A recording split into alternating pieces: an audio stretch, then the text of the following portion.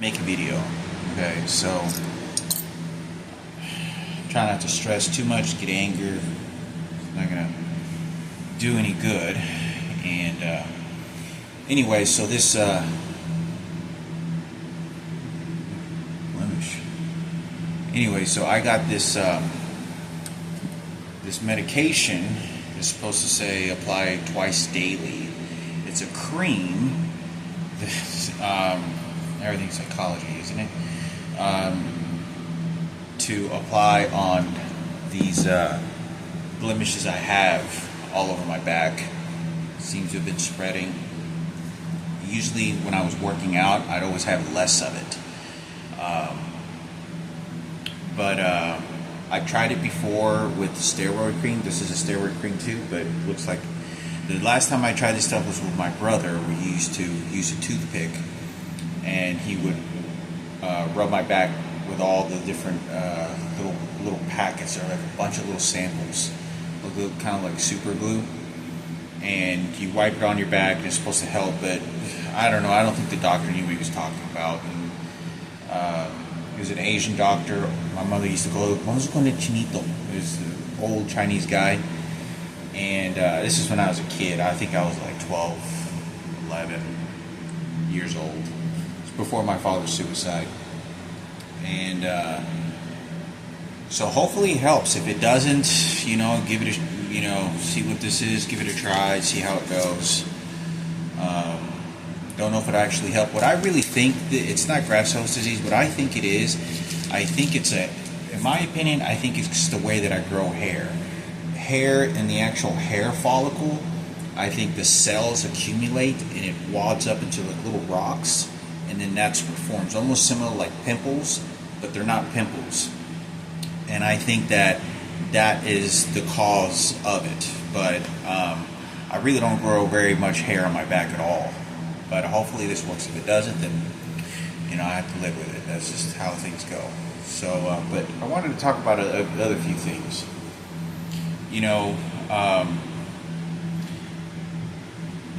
I think about I'm thinking about my mother and who the biological father is, and not to jump into conclusions, but it becomes very difficult because I feel like I just have to just tell the whole world everything I can because I'm in desperation for myself, my mother, specifically because there's none of it can be fixed, and it's just like everyone is having to go their way, and my mother is paying a tremendous price beyond anything that I can even explain. There's a reason why they're not letting me talk to my mother, okay? Because I believe that my mother's not in a good mental state. You can't go through these types of things in life and not have it affect you mentally very badly. So I get kind of scared walking into a room one day, and my mother is similar to my father when I first met him. Because when I talked to my mother at the Mexican restaurant, I've dealt with this before. Whenever my father committed suicide, I was very close to him, and I sat down with him, and he didn't even know his name, and it was a crying. I remember the way that I felt. It was a cry that was not. It was weird to me because it was not a type of cry that I was expecting. It was like an internal cry of like I was like, I'm not gonna cry, and it hit me to my very core, because I'm looking into the eyes of someone, recognizing their brain, doesn't barely know who I am, doesn't really know his name, and then I have to go through this process. And I remember the way that my mother was, and my mother was like the children, like, that's what your dad did, and she's driving up, and I got into the car, and Frankie wasn't crying. I remember that. Frankie was very stern, without a doubt. Frankie was, I remember him sitting in the front seat, passenger, my mom was driving, and she was pulling out, and like I was getting, emotional, and I got into the car and sat down, and it was an ugly cry, but it was not like, it was like a cry that I was trying to fight off, and just not to cry. but it was too hard. The fact that I had just lost somebody that close, and all the stuff that was going on. Because you lose the identity of the person. They refer this as the long goodbye for those that have lost their mind, because they're not the same person anymore. But this is whenever Sarah came and attacked my mother. This is either the same day or within that same week, where Sarah attacked my mother, and so did Kenneth Witt in the parking lot. And it was like a fucking giant. It was like a grizzly bear attacking my mother. I mean, it's like if you saw a grizzly bear attack a baby cub, that's exactly what you would feel like. It's like that almost, like the innocence of somebody that's trying to fight for their life, and here comes the monster and trying to get their trophies and take control and just whatever bullshit. So when I talked to my mother when I was 36 years old, 37, and I stopped her at the restaurant, I thought to myself, she had the same eye direction in the sense of that symbolized my father. I'm not completely all there.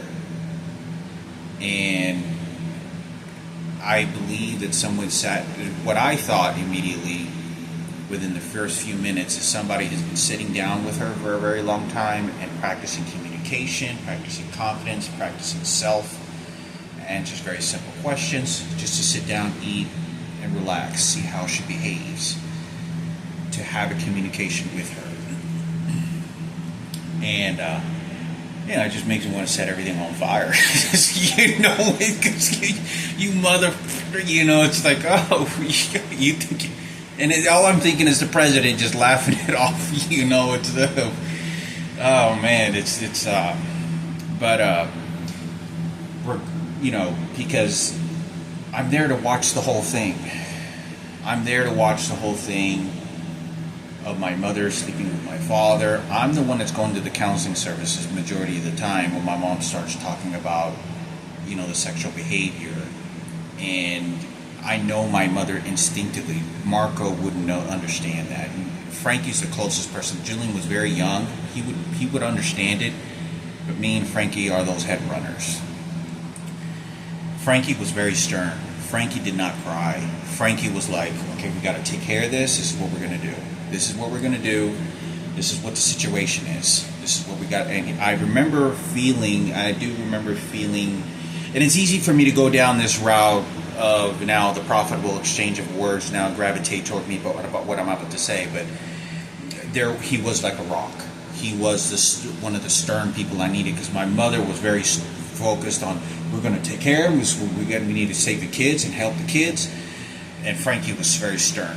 Like Frankie was like the gunner for my mother, because it was just the Cooper family was disgusting to us. It was and I remember because they hadn't let me in the room yet, and then Sarah left, and I don't know if they let me go into that room that same day, but it was in that same 2 weeks for sure. I would say a week or two that he finally comes out of the room, and that's when I didn't cry in front of him.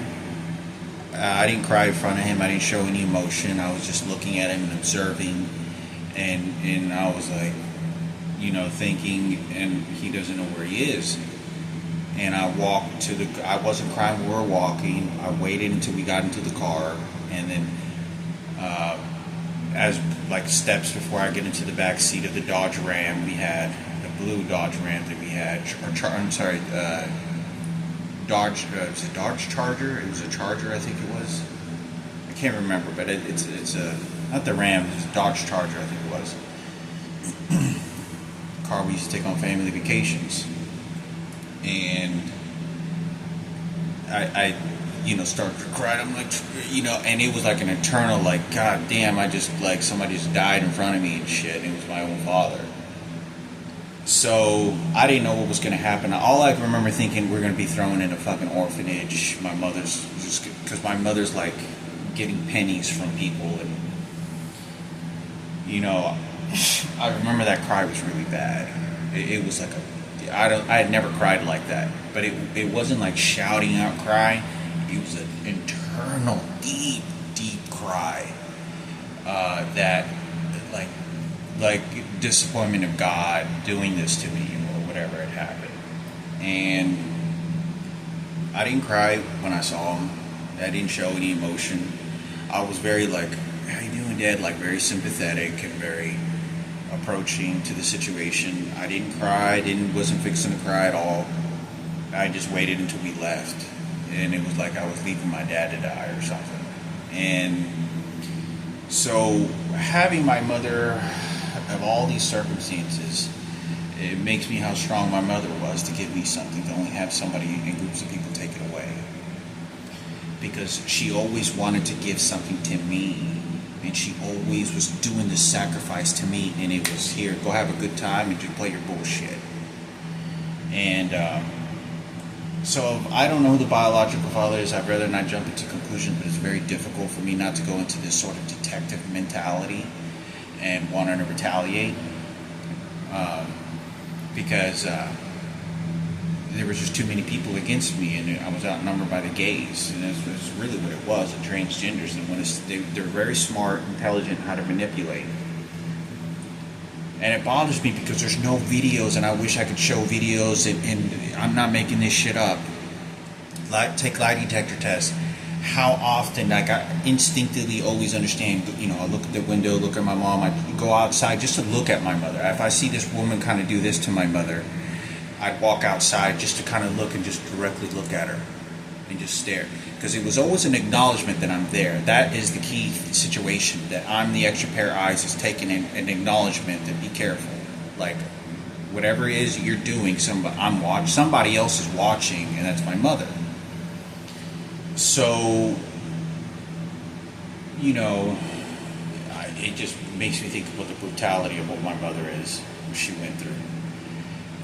She's being horse fucked, the room next to me, I'm hitting the fucking, and I hate this motherfucker that's living. I'm telling you, I was wanting to hurt that motherfucker. Like, I did not like that. The minute I saw him, we never talked. I mean, there was cameras, they'll let you know. But if he wasn't the biological father, then he was trying to fuck my mother so that he can get a piece of the house and money and then seal his credit there. If he is the father, then I don't think he is, because Marco's too light complected. Lucio's not that light complected. Marco is too light complected.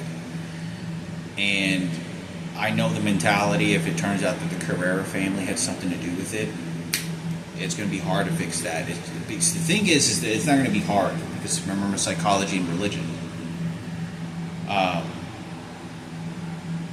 Because I'm a mapping video of what I saw, and what I know exactly what happened. I know 100,000%. And knowing my mother, did something like this and torture shit, and the president's involved, there's shit in my mother's mouth when he feels like it, and there's no justice, there's nothing. That's exactly what he's doing. I'm digging nearly trash cans, and I gave,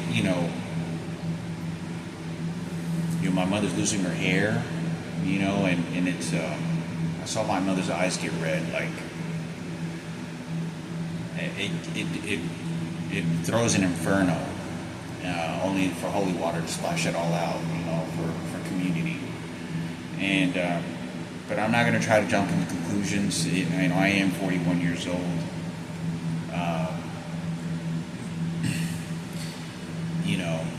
I think some of the situations may be approaching to practice being around her twin, around Marco, because you get a feeling and idea of reaction, body language, expressions, tones.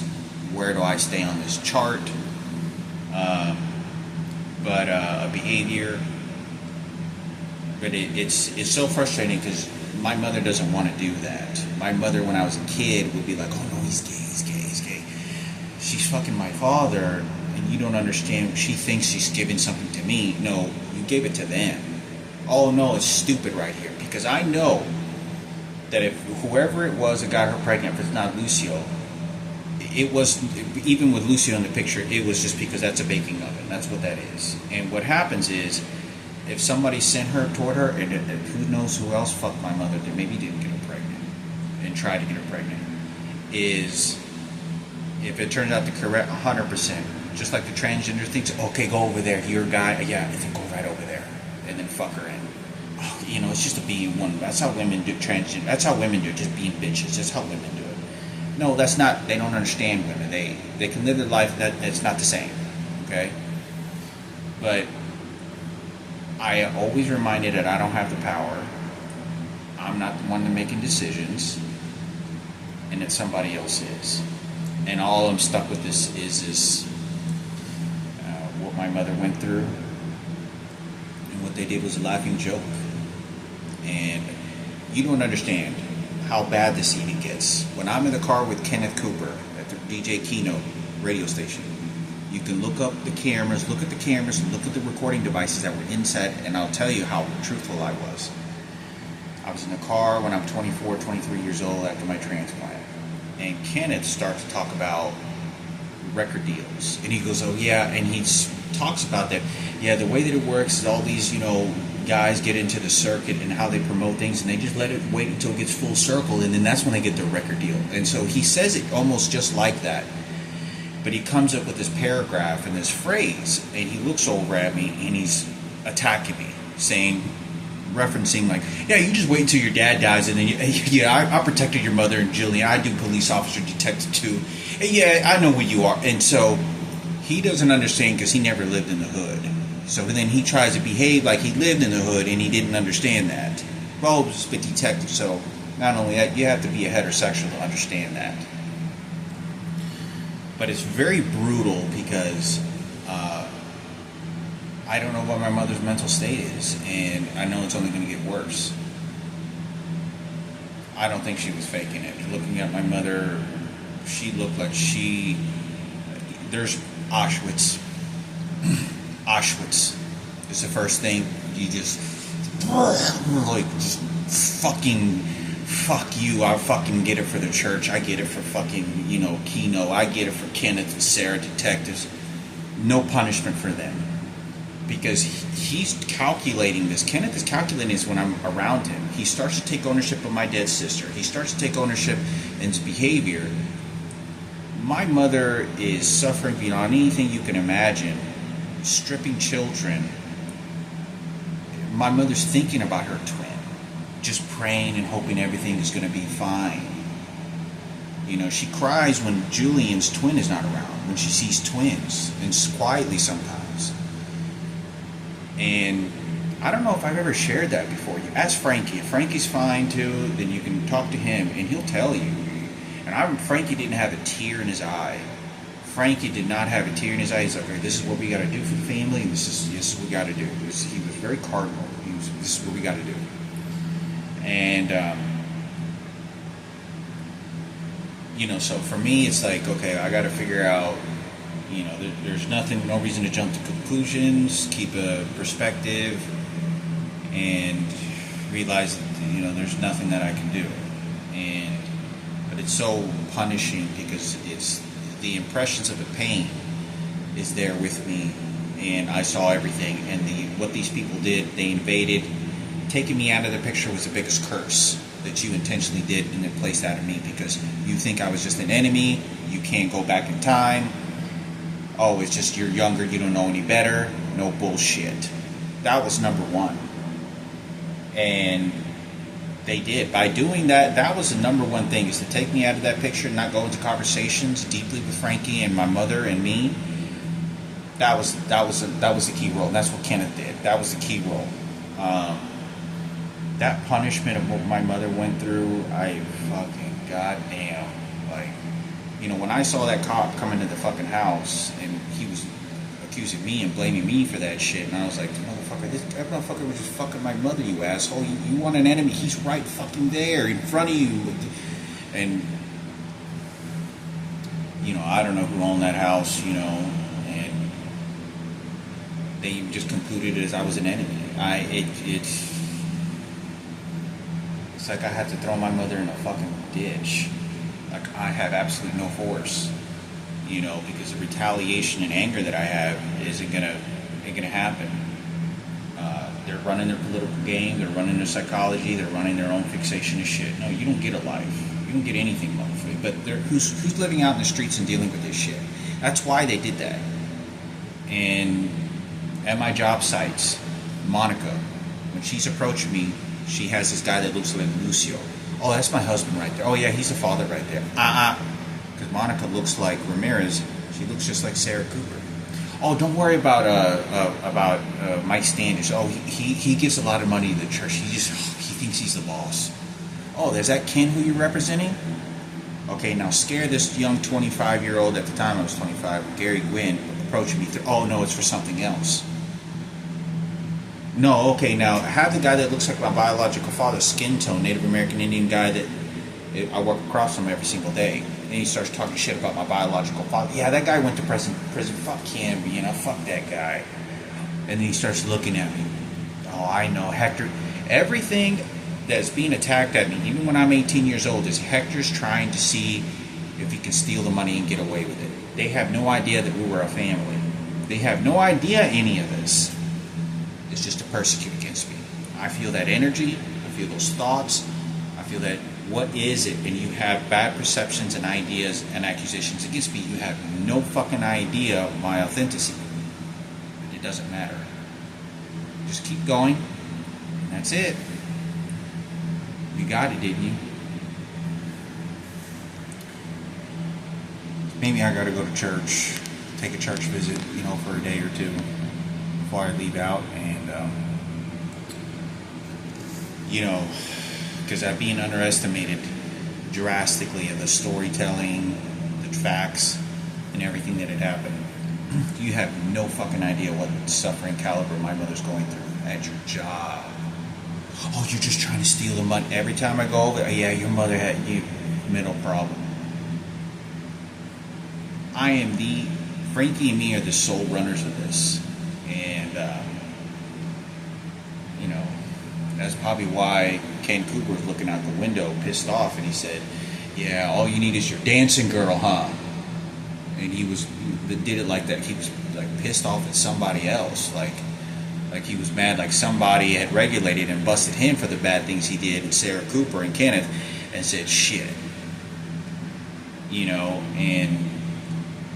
but in these circumstances there's nothing that I can do about it. It's keeping a mental state. There's going to be a lot of backlash with Nick Herrera, because not backlash, but he backs that because he did not only say nothing, I saw his behavior. So he has to fend for his own life too, because he wasn't living in that house. And I went to his mom's and dad's house, and if his mom's a transgender that lived out there, you don't understand, because this is what happens. I'm 15, I was 14, I was not older than 15. I was about 14 years old, I think I was. We go to Nick Herrera's on his birthday. He lives in a 2-story house. His dad's white. He says that's his mom. I don't know if his mom's a transgender or not. We order pizza, play video games all night, right? Very simple. So when we're there, I remember walking in the kitchen, and I was walking, and his mom was doing something in the kitchen, and I looked over at her, and she goes like this, and she goes like almost like somebody had Alzheimer's or forgetting a lot of shit, but looks at me like I was notorious or something of that nature. And I remember walking by, and I remember Nick going to the kitchen, and he looks at, "What are you doing, Mom?" And he looks over at me, and there was a bunch of us. There was me, Jeremy, Nick, Richard. I think little John was there. It was like 5 or 6 of us. But I was the only one that seemed to have triggered some sort of attention, and I wasn't giving googly eyes.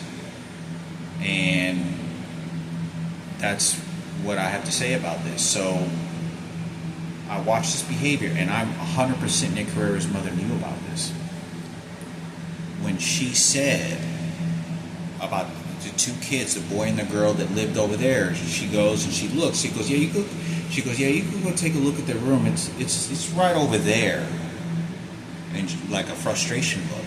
And it was the little kid that Nick's half-brother lives on the corner. I mean, at the very end of this mansion that they lived in. And the girl lived in one of the other rooms. So, right next door. He goes, yeah, that they have 2 rooms together. It's a room over there and a room right there for them. And so this is whenever me and Richard, this is what all ties were officially cut off between me and Richard and Nick and Jeremy, because they teamed up against me because it was like the homosexual shit.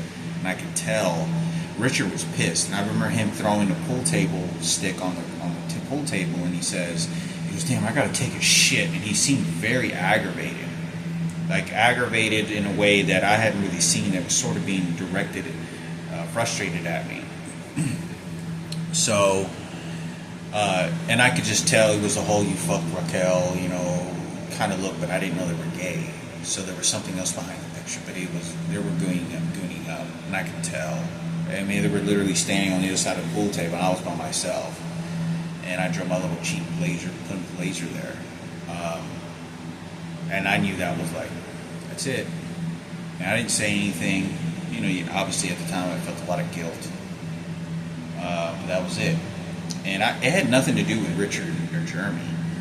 It was just because, guess who has the money and guess who's a better friend. And that really wasn't the case, because I was closer to Richard than Nick ever was. And Jeremy had a lot of conflict with Richard because he used to pick on him very badly, like really fucking bad. He wanted to kill himself, and he wanted to kill Richard at times and say crazy shit, not kill him, but like say bad shit because the bullying was so bad.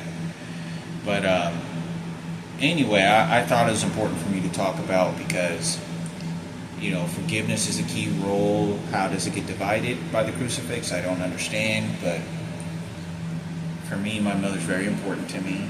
And when I have to start spilling beans about horrific shit and what my mother went through, it's like, who gives a shit anymore? Who's getting the fucking money? Who's getting a DJ career? What other tragedies is going to happen? Who lived a good life? Who's... I need to say these things in order to alleviate the circumstances. I need to say these things because the psychologist, I'm being beat the fuck out of electronic devices beyond anything, shooting me in my fucking brain, my back, making me shit every fucking morning for fucking years. Crazy fucking psychological weaponry that they're using to me. And I feel like I'm on the same boat with my mother of death. That's just how bad this world gets, and this is how monstrous these people are. Because they're just shitting in my mother, and I'm trying to protect her and help her. And I know the stories. I know what's going on. And me and Frankie are head runners. And what she's having to do with Frankie, and let me tell you, it's one thing that my mother doesn't like, that I grew up. She does not want to be shamed.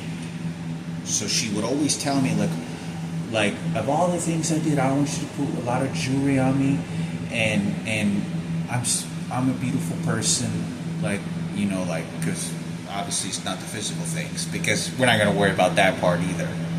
Oh, how I gave things to my children in life, because my mother was very much like that. It wasn't just because the church or nothing. It was probably also because my mother being submitted to be that way. It was the abuse, the traumatic shit. So you're going to get a keynote story for forgiveness from Madison.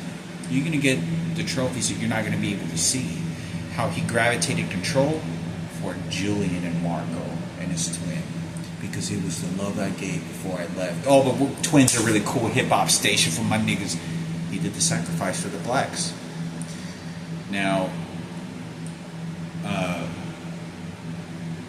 it's very difficult because I'm the camera, and they're changing the story, and they're shitting in my mother's mouth and eyes. I can give a shit. The president did that, and he's doing that. He knows better. But it's a political campaign. They kill people all the time. I don't give a shit. They're not pushing crunch power. It's the honesty and love that's going on in the circumstances is so unfair through the roof of such a high level degree. I just can't believe that this could have something like this happen. We met Michael Jackson. All you did was curse my fucking family. Oh, it was just blessings. Oh, wait, hold on. It was for Keno. You know how the community runs. Oh, no, it's the secrets. We got to keep the secrets alive before I die. It's very manipulative on Keno, but I do believe a part of me understands, because Nick had to move out of his house. Like, he To my understanding, he had to leave that house that we were in. And he was moving out, but he was sort of being pushed out of that house. And I believe that the reason I moved in for like 3 weeks, I think I lived there 2 or 3 weeks. He ended up moving in at the time at like a roommate, or I think he was living at the house going to college at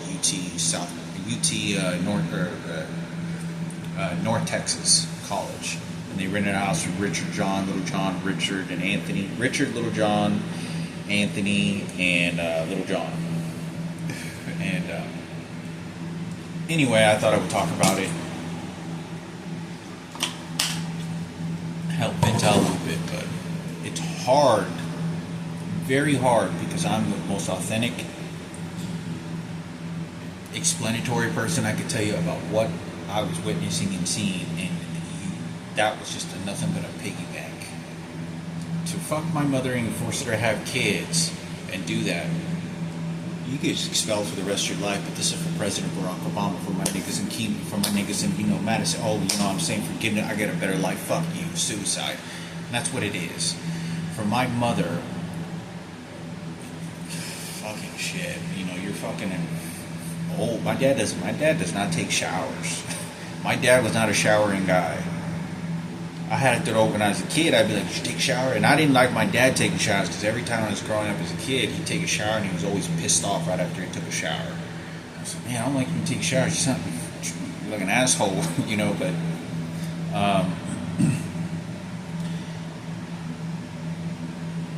that is some brutality shit. Because whatever, you have your dead daughter over there, you're having a transgender beat the shit out of your daughter. You're having this one rape your kid, slap you. Then you have Nick Carrera's transgender, Robert Carrera's wife who's a transgender, then sell my mother, if that ends up with who it being. No, I know exactly what they did. We're going to go and steal and take what we want, and we're going to steal and take what we want. We're going to scavenge over here what we want, and that's why George Bush's chubby gordo over when I was in Vermont said, yeah, he looks at me and he goes, oh yeah? Well, they're scavengers. Yeah, well, we're from Mexico. I guess we're just scavengers, huh?